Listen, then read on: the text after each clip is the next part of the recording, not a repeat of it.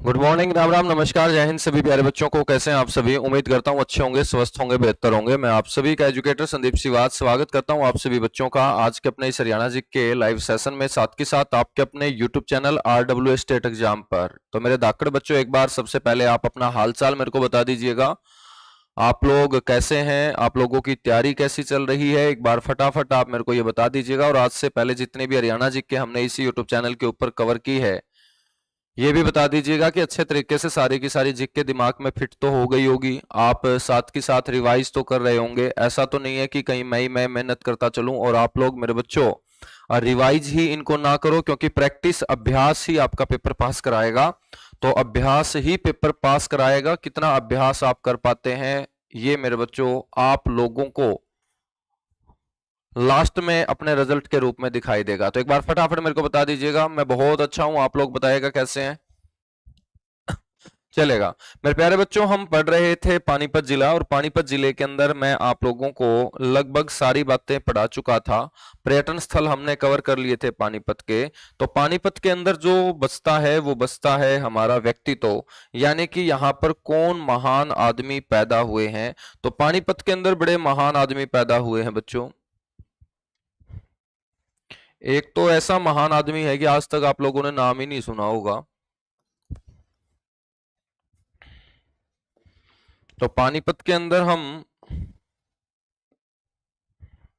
बात करेंगे यहां पर व्यक्तित्व की, ग्रेट पर्सनालिटी की, क्योंकि व्यक्तित्व से क्वेश्चन पेपर में पूछे जाते हैं अपने हरियाणा में। बच्चों बात कर लेते हैं यहां से। सबसे पहले ध्यान रखेंगे ख्वाजा अहमद अब्बास। मैं बोल रहा था कि आपने ये नाम नहीं सुना होगा, ख्वाजा अहमद अब्बास। लेकिन मेरे बच्चों कौन है, बहुत बड़ी शख्सियत है ख्वाजा अहमद अब्बास। पानीपत के अंदर पैदा हुए और बहुत बड़े फिल्म निर्माता हैं। बहुत बड़े क्या हैं? फिल्म निर्माता हैं ख्वाजा अहमद अब्बास। और साथ के साथ मेरे बच्चों इन्होंने किताबें भी लिखने का काम किया, तो बड़े लेखक भी हैं। ख्वाजा अहमद अब्बास के बारे में पेपर में क्वेश्चन पूछा जा चुका है। ख्वाजा अहमद अब्बास जो पानीपत में पैदा हुए बच्चों, इनको 4 राष्ट्रीय पुरस्कार फिल्मों के अंदर मिले थे। तो हरियाणा से एकमात्र ऐसी शख्सियत है जिनको बॉलीवुड में काम करते हुए बच्चों 4 राष्ट्रीय पुरस्कारों से नवाजा गया हो, वो पानीपत के ख्वाजा अहमद अब्बास हुए हैं। ख्वाजा अहमद अब्बास के बाद दूसरी बड़ी शख्सियत यहां से हैं अल्ताफ हुसैन हाली। अल्ताफ हुसैन हाली। अल्ताफ हुसैन हाली के बारे में बात करें तो मेरे बच्चों इनका जो जन्म हुआ था वो 1837 के अंदर हुआ था। 1837 के अंदर इनका जन्म हुआ था, और मेरे बच्चों 1914 के अंदर ये मृत्यु को प्राप्त हो गए थे। पैदा हुए थे पानीपत के अंदर। अल्ताफ हुसैन हाली थे कौन? ये उर्दू भाषा के बहुत बड़े कवि हुए हैं बच्चों। और इन्हीं के नाम पर आप सभी को पता होना चाहिए कि हरियाणा उर्दू साहित्य अकादमी के द्वारा उर्दू का सर्वोच्च सम्मान दिया जाता है, हाली पुरस्कार। हाली पुरस्कार जो है मेरे बच्चों वो राष्ट्रीय स्तर का पुरस्कार है। राष्ट्रीय स्तर का मतलब होता है मेरे बच्चों कि दूसरे राज्यों को भी ये पुरस्कार दिया जा सकता है, दूसरे राज्यों के कवियों को भी ये पुरस्कार दिया जा सकता है। तो हरियाणा उर्दू साहित्य अकादमी के द्वारा दिया जाने वाला सबसे बड़ा जो राष्ट्रीय पुरस्कार होगा वो मेरे बच्चों क्या होगा? आपका हाली पुरस्कार होगा। ठीक है, तो हाली पुरस्कार किसके नाम पे दिया जाता है? अल्ताफ हुसैन हाली के नाम पे। पानीपत के अंदर एक दरगाह हमने पढ़ी थी, हाली की दरगाह, वो भी किसके नाम पे थी? इन्हीं के नाम पे। हाली झील भी हमने पढ़ी थी, वो भी किनके नाम पे थी? इन्हीं के नाम पे। और मेरे बच्चों अंग्रेजों ने 1904 में इनको एक उपाधि दी थी, और उस उपाधि को हम बोलते हैं शमसुल उलेमा। शमसुल उलेमा। तो 1904 में अंग्रेजों ने इनको कौन सी उपाधि से नवाजा था? शमसुल उलेमा की उपाधि से भी नवाजने का काम किया था। बच्चों बात कर लेते हैं कि गुरुजी इतने जबरदस्त आदमी, तो इनके गुरु भी जबरदस्त होंगे। बिल्कुल, इनके जो गुरु हुए हैं बच्चों वो कौन हुए हैं? मिर्जा गालिब। तो आपसे ये भी पूछा जाएगा कि ये किसके शिष्य थे, तो आप बोलेंगे मिर्जा गालिब के शिष्य थे। बच्चों इन्होंने एक प्रसिद्ध रचना भी लिखी और उस रचना में अपने गुरु को याद किया, और इनकी जो प्रसिद्ध रचना है वो है यादगार ए गालिब। तो पेपर में पूछा गया है कि यादगार ए गालिब किसकी रचना है, तो यादगार ए गालिब अल्ताफ हुसैन हाली की रचना है मेरे बच्चों, अल्ताफ हुसैन हाली की रचना है। ठीक है। उर्दू के बहुत बड़े बड़े कवि पानीपत के अंदर पैदा हुए और उन्हीं के अंदर नाम आता है अनूप चंद आफताब का। अनूप चंद आफताब। बच्चों अनूप चंद आफताब कौन थे? अनूप चंद आफताब थे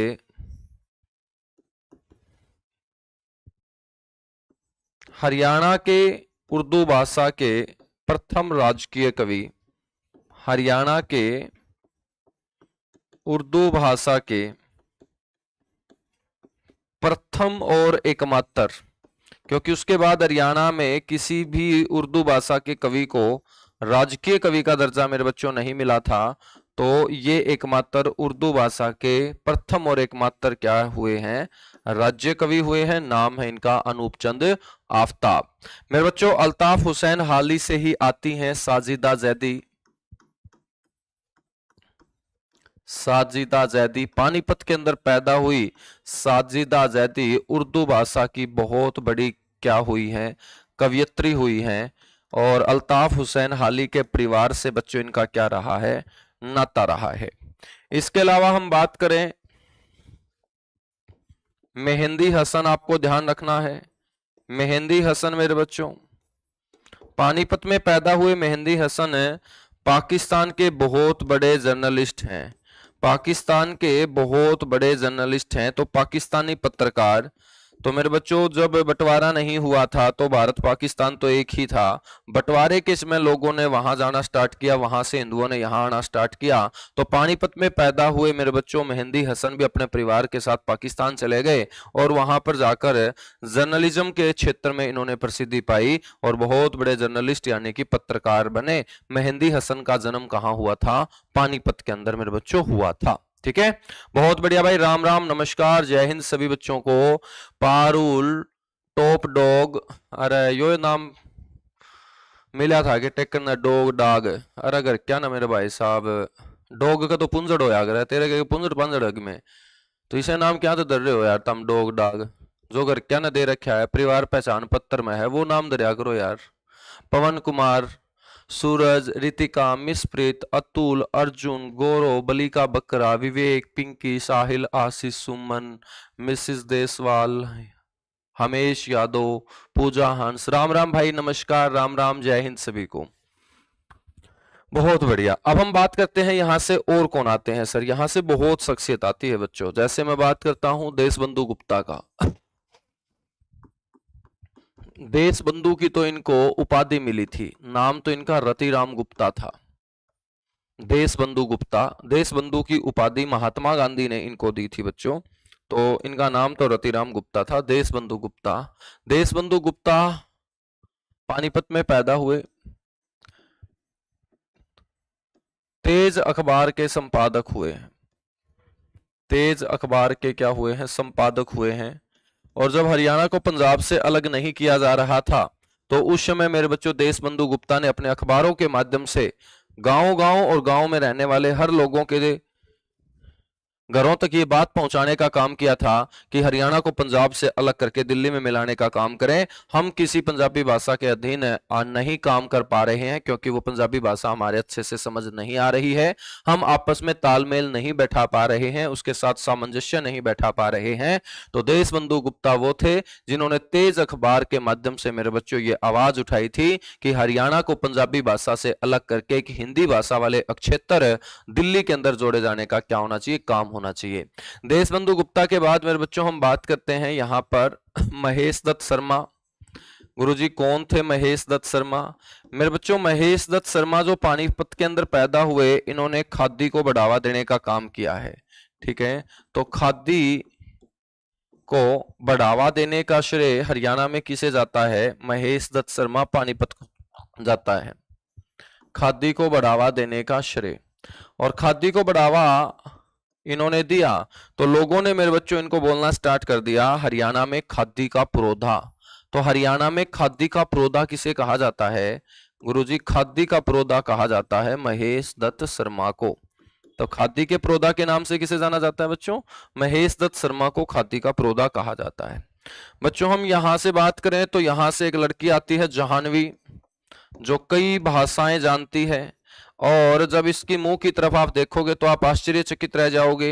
तो ये जाह्नवी जो है पानीपत के अंदर पैदा हुई, इसे कहा जाता है हरियाणा की वंडर गर्ल। क्या कहा जाता है? हरियाणा की वंडर गर्ल इसे कहा जाता है। तो अभी तक हरियाणा के अंदर वंडर बॉय नहीं मिला है, हरियाणा के अंदर वंडर गर्ल मिल चुकी है। जाह्नवी नाम की ये बेटी हरियाणा के पानीपत जिले के अंदर मेरे बच्चों पैदा हुई है। उसके बाद हम बात करते हैं पानीपत से कौन आते हैं? आचार्य देवव्रत आते हैं। आचार्य देवव्रत मेरे बच्चों समालखा के अंदर पैदा हुए हैं। कहाँ पैदा हुए हैं? समालखा में। और वर्तमान में ये कहाँ के गवर्नर हैं सर जी? गुजरात के गवर्नर हैं। तो गुजरात के राज्यपाल आचार्य देवव्रत जो कुरुक्षेत्र गुरुकुल के संरक्षक भी रहे, तो बच्चों ये पानीपत के समालखा के अंदर पैदा हुए हैं, ये भी आप जरूर ध्यान रखें। इसके अलावा मेरे बच्चों खेल जगत से बहुत बड़ी शख्सियत, तो खेल जगत से बहुत बड़ी शख्सियत कौन? नीरज चोपड़ा, आप सभी जानते ही होंगे। नीरज चोपड़ा मेरे बच्चों आप सभी जानते ही होंगे। तो नीरज चोपड़ा का जन्म जो हुआ था वो 1997 के अंदर खंडरा गांव में हुआ था, और खंडरा गांव मेरे बच्चों पानीपत जिले का गांव है। तो खंडरा पानीपत के अंदर पैदा हुए हैं कौन? नीरज चोपड़ा। ये भी सारे के सारे बच्चे याद रखें, ठीक है। नीरज चोपड़ा ने मेरे बच्चों 2 ओलंपिक के अंदर लगातार पदक जीतने का कारनामा किया है। 2 ओलंपिक में पदक जीते हैं इन्होंने। और पहले जो ओलंपिक में पदक जीता था वो 2021 में खेला गया था, लेकिन बच्चों 2020 टोक्यो ओलंपिक था वो। तो 2020 टोक्यो ओलंपिक में इन्होंने कारनामा कर दिया था। और मैं बात करूं कि इन्होंने गोल्ड मेडल जीतने का काम किया, और अभिनव बिंद्रा के बाद मेरे बच्चों गोल्ड मेडल जीतने वाले ओलंपिक के अंदर ये दूसरे भारतीय बने थे, ये आपको पता होना चाहिए, ठीक है। उसके बाद 2024 पेरिस ओलंपिक के अंदर इन्होंने मेरे बच्चों इसी साल सिल्वर मेडल जीतने का काम किया, क्योंकि गोल्ड मेडल अब की बार पाकिस्तान के लड़के ने, और सिल्वर मेडल से ही मेरे बच्चों अब की बार नीरज चोपड़ा को संतोष करना पड़ा। तो लगातार 2 ओलंपिक के अंदर पदक जीतने का काम। जेवलिन थ्रो के अंदर भाला फेंक के बेहतरीन खिलाड़ी हैं मेरे बच्चों, ठीक है। जेवलिन थ्रो के अंदर इन्होंने ये पदक जीतने का क्या किया है? काम किया है। भाला फेंक के बेहतरीन खिलाड़ी हैं। बहुत सारी कंपनियों के ब्रांड एम्बेसडर भी हैं मेरे बच्चों। बहुत सारी कंपनियों के इनको क्या बनाया गया है? ब्रांड एम्बेसडर भी बनाया गया है। बहुत अच्छे भाई, बहुत अच्छे, बिल्कुल सही बात है। अवनी चतुर्वेदी का संबंध भी यहीं से होगा, क्योंकि अवनी चतुर्वेदी मेरे बच्चों हरियाणा में पैदा तो नहीं हुई, लेकिन टैलेंट कहीं पे भी पैदा हो जाए हरियाणा वालों की नजर रहती है। तो मेरे बच्चों अवनी चतुर्वेदी की ससुराल है अपना हरियाणा का पानीपत जिला। जेट फाइटर प्लेन, भारत की पहली महिला है जेट फाइटर प्लेन उड़ाने वाली अवनी चतुर्वेदी, ठीक है। और इनका भी मेरे बच्चों संबंध हरियाणा के पानीपत से हो जाएगा। तो भारत की प्रथम जेट फाइटर प्लेन, लड़ाकू जहाज उड़ाने वाली जेट फाइटर प्लेन उड़ाने वाली महिला है बच्चों। उड़ाने वाली क्या है? महिला है, ये आप जरूर ध्यान रखें।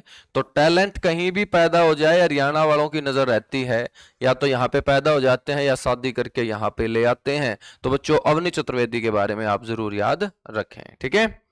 बहुत बढ़िया भाई, बहुत बढ़िया, बहुत बढ़िया, बहुत अच्छे, बहुत अच्छे जितने भी बच्चे। अच्छा अच्छा भाई, नवदीप भी रह गया। हाँ नवदीप तो हमने याद रखना भाई, इसने कई श्लोक फेंक दिए थे, भाला फेंकने के अलग अलग इसका मुंह तक भी श्लोक लिकड़ गए थे कई। हरियाणा वाले हैं भाई साहब, जज्बाता पर काबू नहीं पाएंगे, ठीक है। हरियाणा वाले हैं भाई, खपीटर हैं ये, किमें भी कर सके हैं। तो नवदीप सिंह मेरे बच्चों छोटे कद का, अभी जो पेरिस पैरालंपिक हुए, पानीपत का है ये जवान। पैरालंपिक में जैवलिन के अंदर मेरे बच्चों गोल्ड मेडल इन्होंने जीता है। जैवलिन में गोल्ड मेडल, ठीक है। और भाला फेंकते ही मुंह से भी फेंक दिए मेरे बच्चों, खतरनाक शब्द। ये है अपना नवदीप नाम का धाकड़ छोरा, ठीक है बच्चों। उसके बाद ध्यान रखना है राजेंद्र गुप्ता,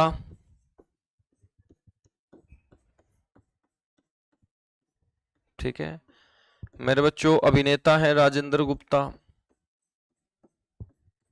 उसके अलावा हम बात करें दरिया सिंह मलिक,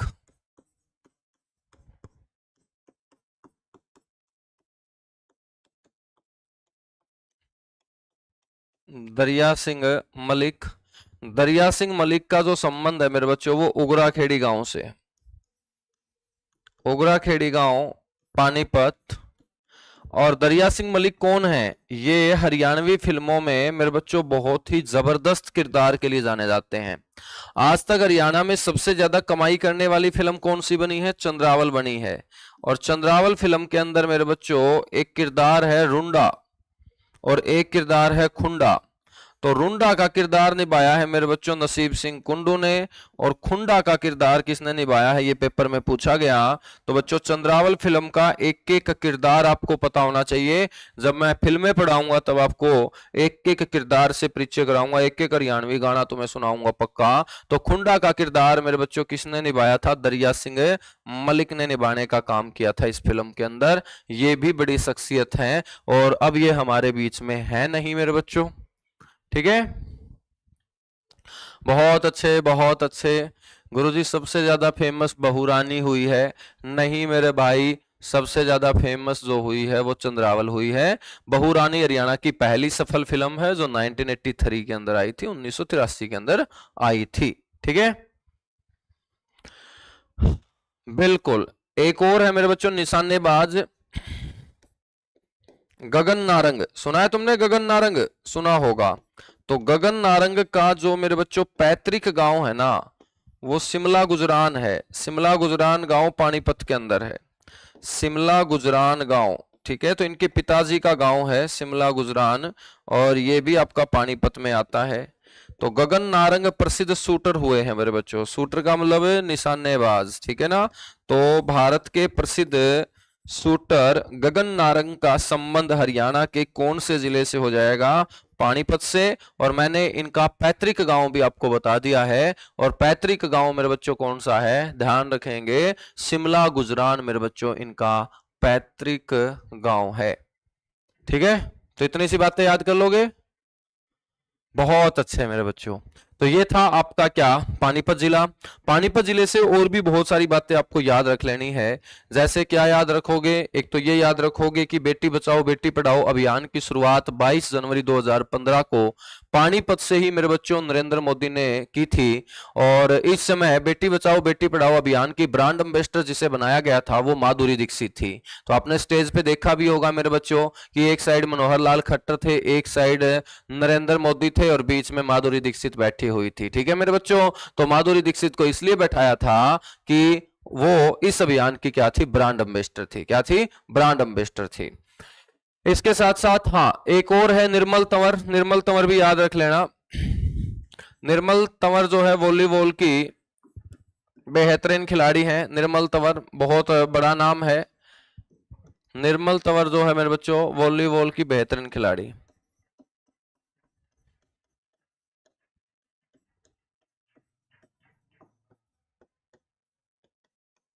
वॉलीबॉल खिलाड़ी हैं निर्मल तंवर, चलेगा। तो इतनी सी बातें मेरे बच्चों पानीपत में याद रख लेते हैं, बाकी बातें पानीपत की बाद में हम करते रहेंगे। अब स्टार्ट कर लेते हैं अगला जिला, और अगला जो जिला होगा वो आपका होगा यमुनानगर। तो हेडिंग डाल लीजिएगा मेरे बच्चों यमुनानगर जिला। और यमुनानगर जिले के बारे में आप सभी जानते हैं, अभी तक मैं आप लोगों को ध्यान नहीं है तो बता देता हूं, 15 जिले हम पढ़ चुके हैं। कितने जिले पढ़ चुके हैं सर? 15 जिले हम पढ़ चुके हैं और 16वें जिले की हम शुरुआत कर रहे हैं यमुनानगर के रूप में। यमुनानगर के रूप में मेरे बच्चों यमुनानगर आपको जो नजर आएगा वो यहां पर नजर आएगा।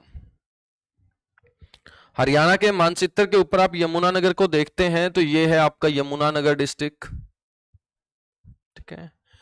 ये है यमुनानगर डिस्ट्रिक्ट। यमुनानगर की सीमा में बात करूं तो किस किस के साथ लगती है वो आप लोग देख भी पा रहे होंगे कि एक तो इसके साथ लगती है जिससे ये अलग हुआ है, और यमुनानगर मेरे बच्चों अलग किससे हुआ है गुरुजी? अंबाला से अलग हुआ है। यमुनानगर किससे अलग हुआ है? अंबाला से अलग हुआ है। एक मेरे बच्चों इसके साथ सीमा लगती है, ये कौन है गुरुजी? ये है कुरुक्षेत्र। तो यमुनानगर की सीमा किसके साथ लगती है? कुरुक्षेत्र के साथ लगती है। एक बच्चों यमुनानगर की सीमा इसके साथ लगती है, ये कौन है? करनाल। करनाल, ठीक है। यदि मैं बात करूं पड़ोसी राज्यों के जिलों की तो मेरे बच्चों यमुनानगर की सीमा हिमाचल प्रदेश के सिरमौर के साथ लगती है। हिमाचल प्रदेश का सिरमौर जिला, ध्यान रखिएगा, इसके साथ हरियाणा का यमुनानगर जिला सीमा बनाता है। फिर मेरे बच्चों उत्तराखंड के देहरादून के साथ भी सीमा लगती है। देहरादून जो है वो किसकी राजधानी है? उत्तराखंड की, इसके साथ भी सीमा लगती है। और बच्चों में बात करूं इसकी सीमा उत्तर प्रदेश के सहारनपुर के साथ भी लगती है। किसके साथ? सहारनपुर के साथ। तभी तो पेपर में बोला जाता है कि हरियाणा का एकमात्र ऐसा जिला बताओ जिसकी सीमा 3 राज्यों के साथ लगती है, हिमाचल प्रदेश, उत्तराखंड और यूपी। बच्चों वो आपका जिला कौन सा होगा? वो आपका जिला यमुनानगर होगा। तो बात करते हैं यमुनानगर जिले की। बात करते हैं यमुनानगर जिले की। तो सबसे पहले आपको पता होना चाहिए कि यमुनानगर जो जिला है बच्चों वो हरियाणा के मानचित्र के ऊपर आपको कौन सी दिशा में दिखाई देगा? तो बच्चों दिशा होगी नॉर्थ ईस्ट, यानी कि उत्तर पूर्व। तो ये हरियाणा के उत्तर पूर्व में है। इसके बाद मेरे बच्चों आपसे कोई पूछ ले कि इसका जो अस्तित्व है वो कब, तो आप सभी जानते हैं चौधरी देवीलाल के समय ही 1 नवंबर 1989 को मेरे बच्चों अंबाला से अलग करके, कौन से जिले से अलग किया गया था? इसे अंबाला से। और अंबाला से अलग करके इसे जिले का दर्जा दे दिया गया था 1 नवंबर 1989 को। बात करते हैं कि वर्तमान में इसके पास जो एरिया है वो कितना है, तो आप लोग बोल देंगे 1768 वर्ग किलोमीटर है। 1768 वर्ग किलोमीटर में फैला हुआ है यमुनानगर।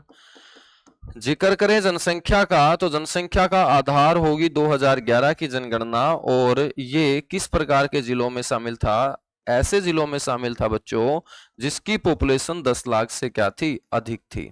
तो 10 लाख से अधिक जनसंख्या वाले जिलों में ये शामिल था, ठीक है। बात करते हैं हम कि यमुनानगर का जो पुराना नाम था वो क्या था? तो मेरे बच्चों यमुनानगर का पुराना नाम भी याद रखेंगे। यमुनानगर का पुराना नाम था अब्दुल्लापुर। क्या था? अब्दुल्लापुर। आजादी से पहले मेरे बच्चों अब्दुल्लापुर नाम की यहाँ एक काठ की मंडी हुआ करती थी। काठ का मतलब लकड़ी होता है, ठीक है।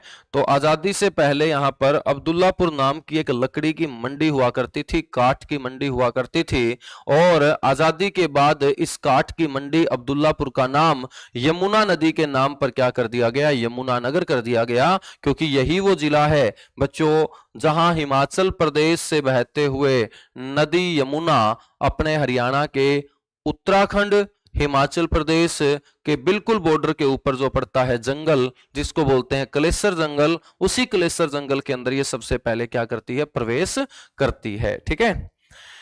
पुराने नाम के बाद मेरे बच्चों हम बात कर लेते हैं इसके नामकरण की। तो छोटे से छोटा बच्चा बता देगा कि इसका नाम यमुनानगर क्यों है, क्योंकि इसके नाम के आगे नदी का नाम जुड़ा है, और वो नदी मेरे बच्चों हरियाणा की एकमात्र 12 मासी नदी है, चिरस्थायी नदी है, और उसका नाम है यमुना। और यमुना नदी के कारण ही मेरे बच्चों इसे हम बोलते हैं यमुनानगर। बात कर लेते हैं गुरुजी इसका उपनाम क्या है। तो मेरे बच्चों इसके कोई ज्यादा उपनाम है नहीं। तो यहाँ पर लकड़ी उद्योग ज्यादा है, और लकड़ी से ही क्या बनता है? यहाँ कागज बनता है, और कागज बनने के चलते इसे हम कागज नगरी बोलते हैं। कागज नगरी बोल सकते हैं, या मेरे बच्चों इंग्लिश के अंदर आप पेपर सिटी बोल सकते हैं। तुम्हारी इंग्लिश अच्छी है तो तुम पेपर सिटी बोल सकते हो, वरना मेरी तरह तुम कागज नगरी भी बोल सकते हो। तो इसे हम क्या बोलते हैं? कागज नगरी बोलते हैं, पेपर सिटी बोलते हैं, ठीक है। कागजों का शहर, इतने बड़े बड़े नाम नहीं लेने। कागजों का शहर, मैंने तुम्हें बताया कागज नगरी, बस इतना सा ही बोलना है, ठीक है।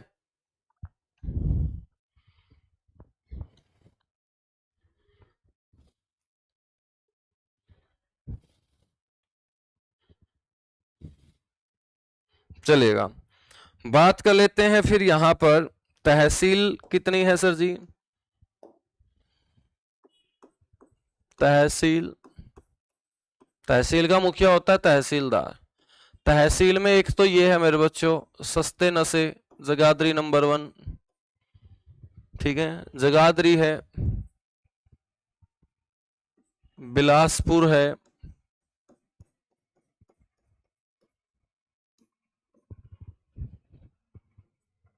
छछरौली है और रादौर है। रादौर है। बहुत बढ़िया बहुत बढ़िया।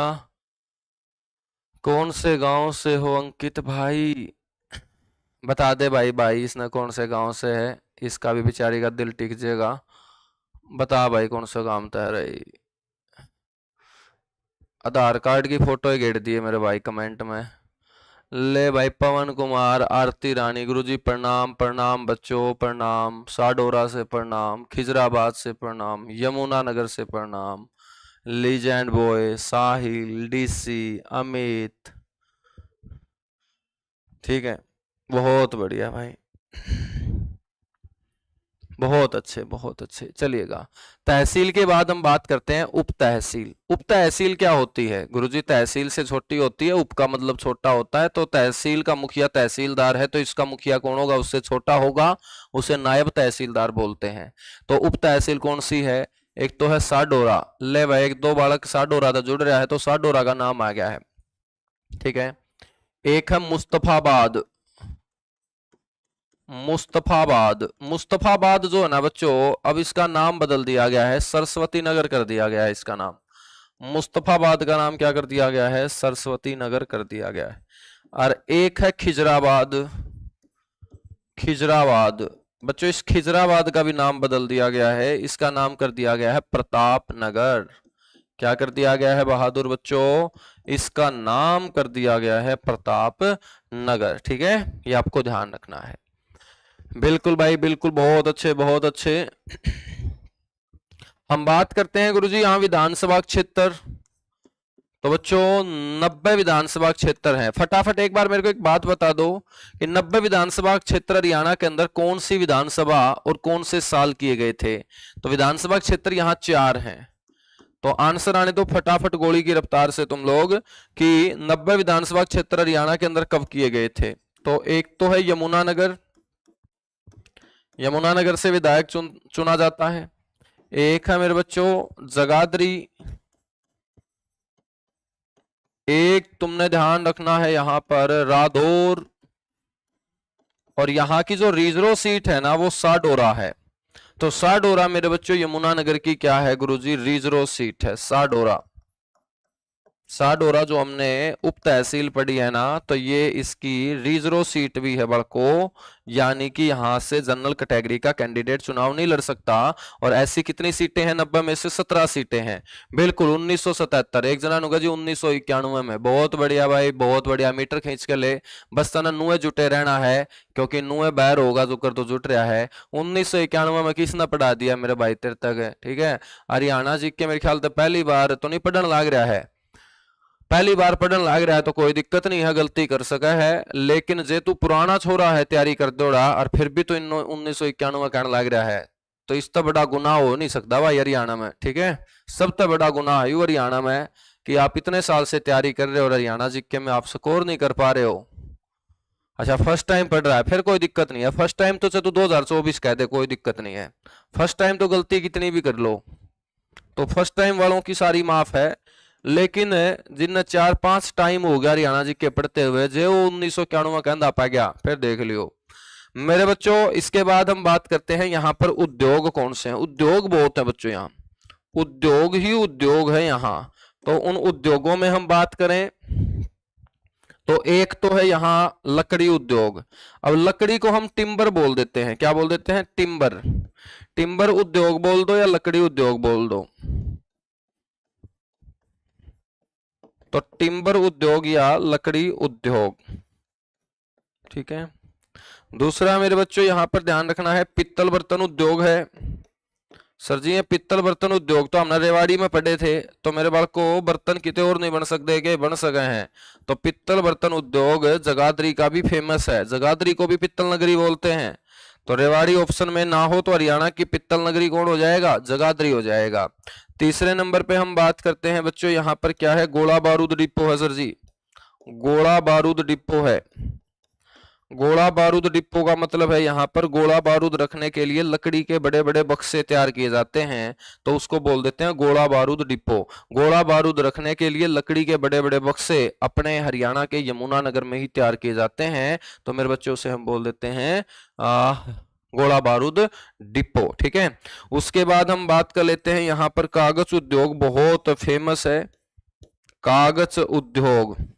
सर जी कागज उद्योग फेमस है, तो सबसे पहले कागज की मील कब लगी होगी मेरे बच्चों, ये पेपर में पूछा गया क्वेश्चन है कि हरियाणा में पहली कागज की मील जो है ना वो कब लगी थी। तो पहली कागज की मील 1929 में लगी थी बच्चों, 1929 में यहाँ पर मील लगी थी। ठीक है, बाद में आगे चल के इसका नाम कर दिया जाता है बिलारपुर पेपर इंडस्ट्री।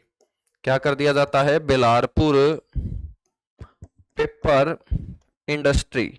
मेरे बच्चों बिलारपुर पेपर इंडस्ट्री जिसने शुरू की थी उस भाई साहब का नाम था करमचंद थापड़। तो पहली पेपर की मील है बच्चों, तो उस आदमी का नाम याद रखना बड़ा जरूरी है, करमचंद थापड़। और करमचंद थापड़ ने बच्चों यमुनानगर के अंदर ये पेपर इंडस्ट्री स्थापित की, लेकिन इसका जो हेडक्वार्टर है वो कहाँ है, गुड़गांव के अंदर है। ये जरूर याद रख लेना, कहीं तुम सोचो कि बिलारपुर पेपर इंडस्ट्री आ गई तो यमुनानगर, यमुनानगर में तो पेपर बनता है, इसको चलाने वाले लोग कहाँ बैठते हैं, गुड़गांव, तो इसका मुख्यालय गुड़गांव में होगा, इंडस्ट्री यमुनानगर में होगी मेरे बच्चों। ठीक है, ये जरूर याद रखें। इसके बाद हम बात करेंगे, यहाँ चीनी उद्योग काफी पॉपुलर है। लेबाज तो पड़ोस में है ना, ढोल बाजन लग रहा है, तो हमने भी सुनाई देवा बच्चों, ढोल ढोल सुनाई तो देंदा होगा, हमने अच्छा नहीं लगता होगा बाजता है ना। मेरे बच्चों हम बात करें तो यहाँ पर क्या है, और सर जी यहाँ पर चीनी उद्योग है, और चीनी उद्योग है तो चीनी कहाँ बनती है, मील में बनती है। तो मेरे बच्चों यहाँ पर सबसे पुरानी शुगर मिल बताई गई है, और सबसे पुरानी शुगर मिल है सरस्वती शुगर मिल। सबसे पुरानी सरस्वती शुगर मिल पेपर में पूछी गई है, याद रख लेना, सबसे पुरानी सरस्वती शुगर मिल है मेरे बच्चों ये। ठीक है, और इसकी स्थापना भी जरूर याद रख लेना, 1933 के अंदर यहां इसकी स्थापना की गई। इसके बाद हम बात करते हैं यहाँ पर भारत स्टार्च केमिकल लिमिटेड है, भारत स्टार्च केमिकल लिमिटेड। बच्चों स्टार्च हर खाने वाली चीज के अंदर स्टार्च होता है, जैसे आलू में स्टार्च होता है, गाजर में स्टार्च होता है, तो स्टार्च तैयार किया जाता है यहाँ पर। और स्टार्च तैयार करने का ये जो एक उद्योग है ये 1938 में यमुनानगर में स्थापित किया गया। पेपर में आपसे पूछा गया कि ये यमुनानगर के भारत स्टार्च केमिकल लिमिटेड के अंदर कौन सी फसल का स्टार्च तैयार किया जाता है, तो आपको पता होना चाहिए यहाँ पर मक्के का स्टार्च तैयार किया जाता है बच्चों। कहाँ, मक्के का स्टार्च, और मक्का सबसे ज्यादा कहाँ बताया जाता है, पंचकुला के अंदर। ठीक है, बहुत बढ़िया भाई, बहुत बढ़िया। गुरुजी एक दूसरे के नंबर मांगा है भाई, कौन ही देवा नंबर यार, था मैं क्यों, चाहे गोडे रगड़ लो, हाँ भाई चाहे नाक रगड़ लो, बिना सरकारी नौकरी तो हमने कोई नंबर नहीं देवा। ठीक है, तारे नंबर ब्लॉक करने लग रहे हैं रिश्तेदार, क्योंकि रिश्तेदार भी समझ गए हैं कि भाई साहब यह बालक नौकरी मुश्किल लागेंगे। लेकिन अब की बार बीड़ा मैंने उठाया है तुम लोगों का मेरे बच्चों, तो अब की बार जो तुम्हें ब्लॉक कर रहा है ना, रिजल्ट के बाद वो सबसे पहले तुम्हें फोन करेगा कि मेरे को पता था कि अब की बार तू पक्का लगेगा। ठीक है, तो जो भी तुम्हें ब्लॉक कर रहे हैं उनसे अनब्लॉक कराने की जिम्मेदारी मेरी है। तो मेरे बच्चों कोई फायदा नहीं है उरे सवेरे सवेरे मेहनत करने का, ये जो अपनी बहनें हैं इनको भी पढ़ने दो और तुम भी पढ़ते रहो। ठीक है ना, हाँ। और ये नंबर दे देगी महिला पुलिस थाने ने तारा, और फिर तारा मेरे बच्चों वो हाल हो जाएगा, तो हम समझ लो कि हाल हो जाएगा। इनका तो बहुत ऑप्शन है, तो हमने सुधारण खातर दुर्गा शक्ति फोर्स है, डायल 112, बस 2 कदम दूर। ठीक है, ले मेरे बच्चों आगे हम बढ़ेंगे। भारत स्टार्स केमिकल लिमिटेड के बाद railway carriage and wagon workshop, railway carriage and wagon workshop. मेरे बच्चों ये वैगन क्या होता है? वैगन होता है मालगाड़ी का डिब्बा। जिस डिब्बे में हम बैठ के जाते हैं बच्चों, उसे कोच कहा जाता है, और जिस डिब्बे के अंदर सामान को लाद के एक स्थान से दूसरे स्थान तक पहुंचाया जाता है उसे वैगन बोलते हैं बच्चों। क्या बोलते हैं? वैगन बोलते हैं। तो ये जो वैगन वर्ड यहाँ यूज किया गया है तो मालगाड़ी के लिए वर्कशॉप है। तो मेरे बच्चों ये पेपर में पूछी गई थी कि ये जो वैगन वर्कशॉप है इसकी स्थापना कब की गई? तो स्थापना बता देंगे 1952। और मेरे बच्चों कहां पर? आप बोलेंगे जगाधरी के अंदर। कहां पर? जगाधरी के अंदर। अब आ जाओ मेरे बच्चों यहां पर और क्या है गुरुजी? यहां पर है हरियाणा डिस्टिलरी उद्योग। डिस्टिलरी का मतलब समझो क्या हुआ है? डिस्टिलरी का मतलब बताओ फटाफट। डिस्टिलरी का मतलब हुआ है मेरे बाल को शराब। तो डिस्टिलरी उद्योग, ठीक है। हाँ, डिस्टिलरी उद्योग। तो डिस्टिलरी का मतलब क्या हुआ है? शराब। तो हरियाणा डिस्टिलरी उद्योग 1969 के अंदर जगाधरी में। और सुना होगा नाम तो जगाधरी नंबर 1। ठीक है मेरे बच्चों, जगाधरी नंबर 1। तो ये हरियाणा डिस्टिलरी उद्योग जगाधरी के अंदर 1969 में स्थापित किया गया था। इसके अलावा आपको यहां पर ध्यान रखना है Yamuna gas limited, Yamuna gas limited. और बात करें यमुना गैस लिमिटेड की, तो यमुना गैस लिमिटेड की स्थापना मेरे बच्चों कब की गई थी? गुरुजी 1973 के अंदर यमुना गैस लिमिटेड की स्थापना यहाँ की गई थी। तो ये सारे के सारे उद्योग बड़े इंपॉर्टेंट हैं, कहाँ के? यमुनानगर के। गुरुजी एक और बता दो, ले मैं मेरे भाई एक और बता दूं हूं।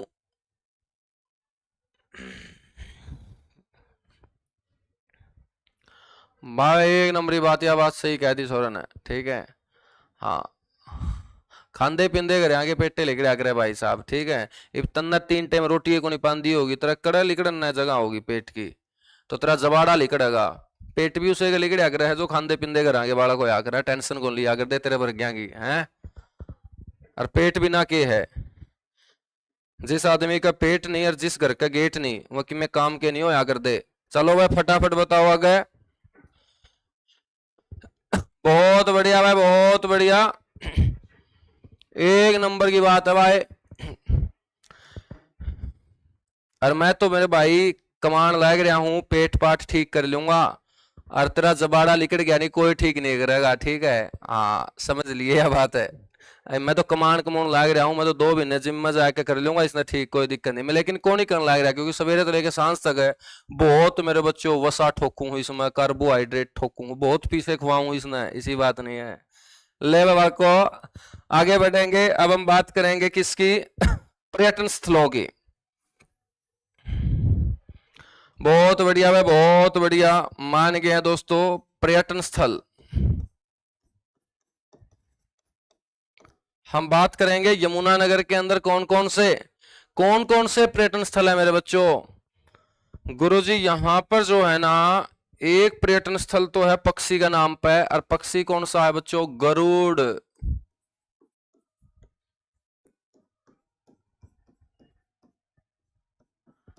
गरुड़ पर्यटन स्थल मेरे बच्चों। गरुड़ क्या है? पक्षी है, ठीक है। तो गरुड़ नाम से जो ये पर्यटन स्थल है ना, ये आदि बद्री में है। कहाँ है बच्चों? आदि बद्री के अंदर है। तो आदि बद्री कहाँ होगा? यमुनानगर में होगा बच्चों। आदि बद्री यमुनानगर में। चलेगा भाई, आगे बढ़ेंगे। एक और पक्षी के नाम पे याद रखेंगे, ग्रे पेलेकिन। ग्रे पेलेकिन, तो ग्रे पेलेकिन कहाँ है गुरुजी? ये भी यमुनानगर में है। इसके अलावा बच्चों हम बात करें यहां पर क्या है? कलसिया रियासत का महल है। कलसिया रियासत पंजाब की एक रियासत हुई, और मेरे बच्चों इस रियासत की जो राजधानी हुई है वो छछरौली हुई है। तो कलसिया रियासत का जो महल होगा वो कहाँ होगा? छछरौली। तो छछरौली याद रख लेना। इस छछरौली को मेरे बच्चों एक तो हम बोलते थे पहले हरियाणा का चेरापूंजी। क्या बोलते थे इसे गुरुजी? एक तो इसे कहा जाता था हरियाणा का चेरापूंजी।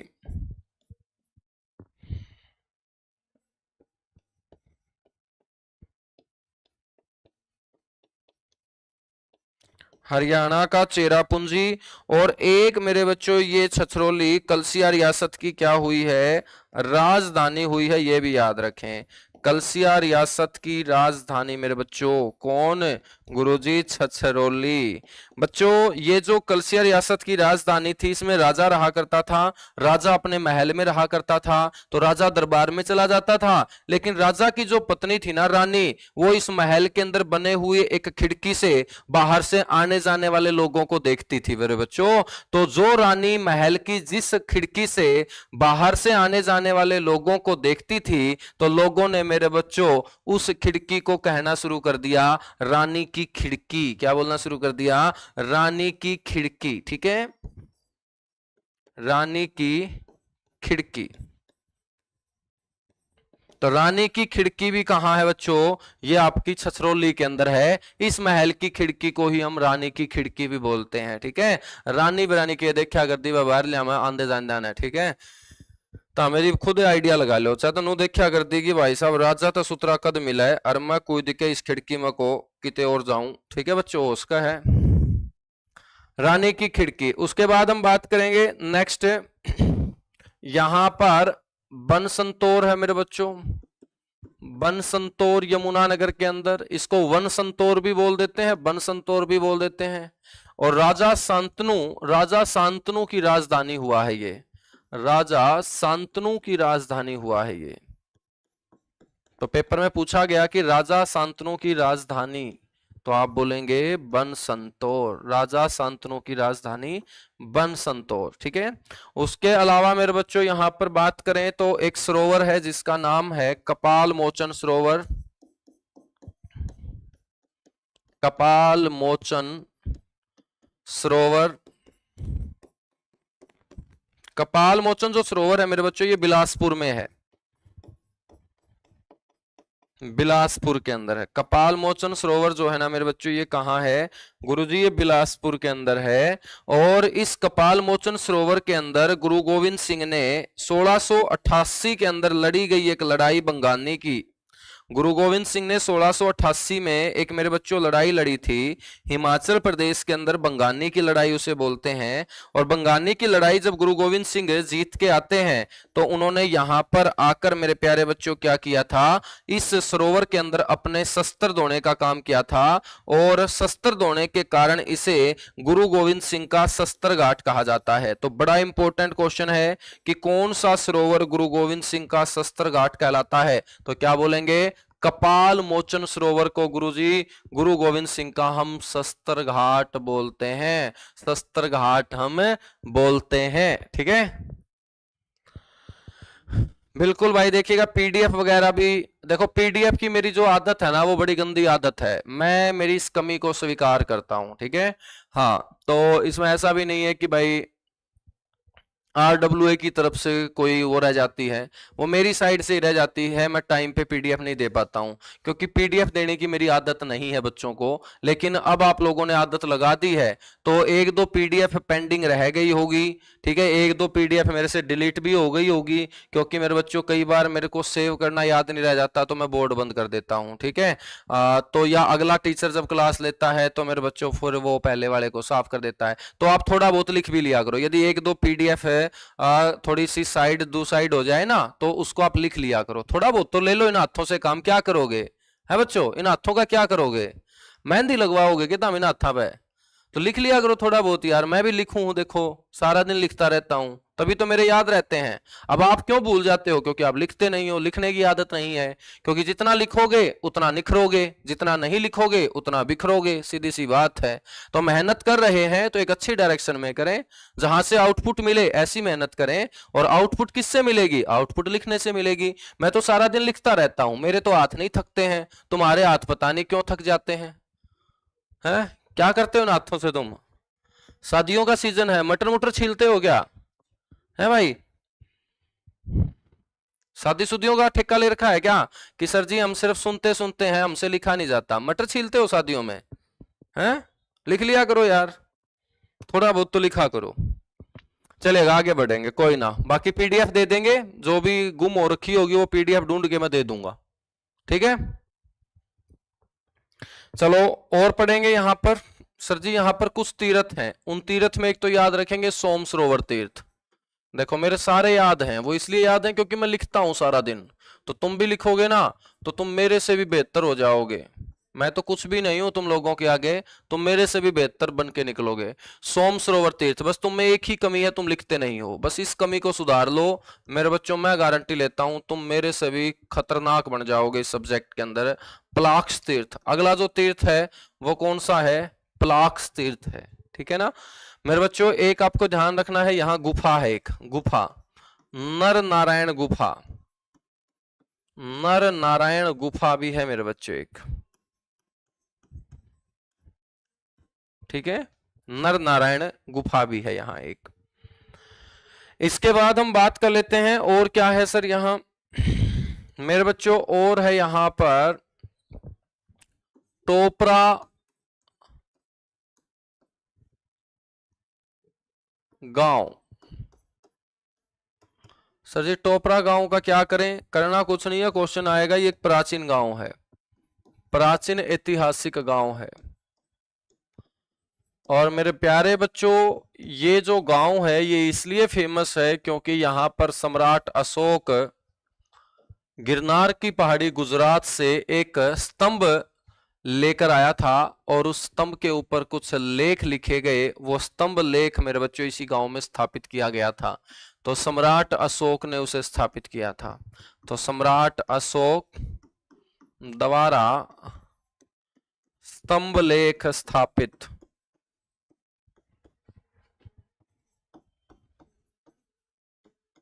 ठीक है? और मेरे बच्चों इस स्तंभ लेख की जो भाषा थी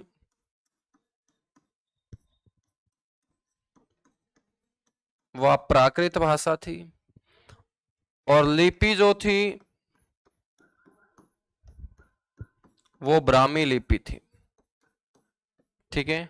ये जो टोपरा गांव से स्तंभ लेख मेरे बच्चों स्थापित किया गया था, ये भारत के सबसे प्रमुख स्तंभ लेखों में से एक था। तो सबसे प्रमुख था ये, सबसे मुख्य था ये। क्यों था सबसे मुख्य? क्योंकि इस स्तंभ लेख के ऊपर कितनी राजाज्ञाएं, 7 राजाज्ञाएं अंकित पाई गई हैं। भारत के अंदर कितने भी अभिलेख और स्तंभ लेख प्राप्त हुए उनमें आज तक 7 से ज्यादा राजाज्ञाएं अंकित नहीं पाई गई। तो 7 राजाज्ञाएं जो अंकित पाई गई है मेरे बच्चों, वो कहां पाई गई हैं? वो इसी स्तंभ लेख के ऊपर पाई गई हैं। बच्चों इस स्तंभ लेख के ऊपर बुरी नजर पड़ी थी फिरोज शाह तुगलक की 14वीं सदी में, जब वो यहां पर शिकार खेलने के लिए आया था। और मेरे बच्चों शिकार खेलने के दौरान उसकी नजर जब इसके ऊपर पड़ी तो उन्होंने इसकी इंपॉर्टेंस को समझते हुए इस गांव से उसको उखड़वाने का काम किया। और मेरे बच्चों यमुना नदी के रास्ते नाव बनवाकर मखमल के कपड़े में लपेटकर बच्चों इसको दिल्ली ले जाकर अपने किले के अंदर स्थापित करने का काम किया था।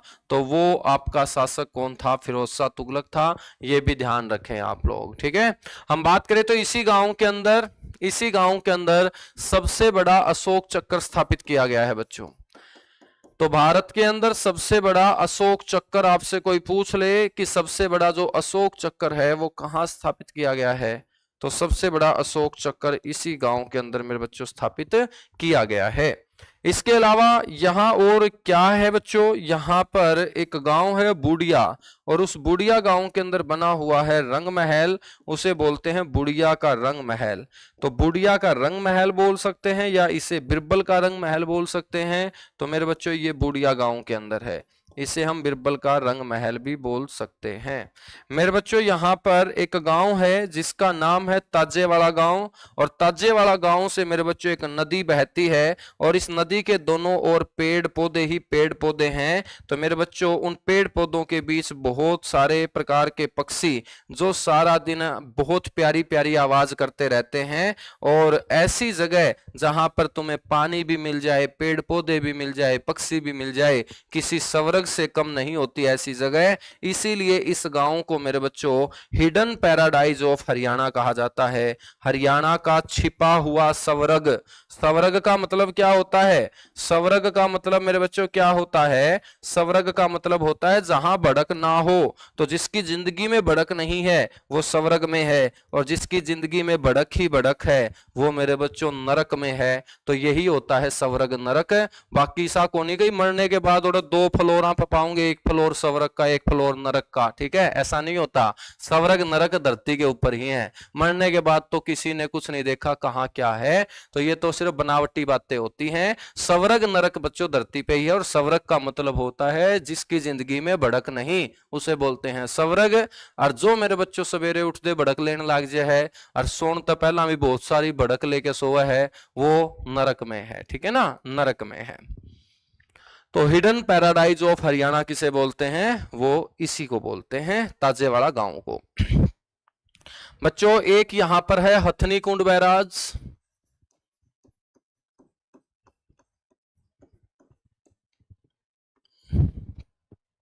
हथनी कुंड बैराज। हथनी कुंड जो बैराज है मेरे बच्चों, इसे मछुआरों का स्वर्ग स्थान कहा जाता है। तो मछुआरों का स्वर्ग क्या है? जहां मछलियां, वही मछुआरों का स्वर्ग। तो इसे क्या बोलते हैं? मछुआरों का स्वर्ग स्थान इसे कहा जाता है।